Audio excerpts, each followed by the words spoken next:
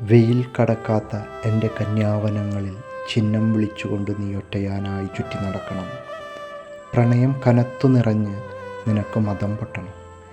എൻ്റെ ചിരപുരാതന വേരുകളിൽ മസ്തകമുരയ്ക്കാൻ, പ്രാണവായു നിറഞ്ഞു പച്ചച്ച എൻ്റെ പൂത്ത നിലങ്ങളെ തുമ്പിയെത്തിച്ച് പിടിക്കാൻ, ചങ്ങലയില്ലാത്ത കാലുകൾ എൻ്റെ ചതുപ്പിൽ നാട്ടി നിന്ന് എൻ്റെ താമരമുട്ടുകളെ ഗ്രാനിക്കാൻ നീ വരണം.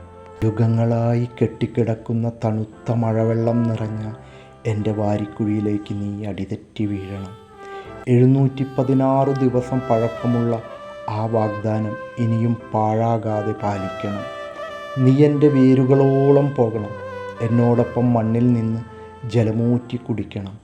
മേഘം മേഘത്തിൽ കലരുന്നതുപോലെ നമുക്ക് തമ്മിൽ വിലയിക്കണം. പ്രഹേളിക സ്വഭാവമുള്ള സ്ത്രീ ജീവിതത്തെ ഭാഷയുടെയും ഭാവനയുടെയും ഉളിയും ചിന്തേരും കൊണ്ട് ശില്പഭദ്രമായൊരാഖ്യാനമാക്കുന്ന വിസ്മയം, മനുഷ്യനെന്ന മഹാസത്യത്തെയും ഉപാധികളില്ലാത്ത സ്നേഹത്തെയും കുറിച്ചുള്ള ഒരു സ്വർഗാന്വേഷണം.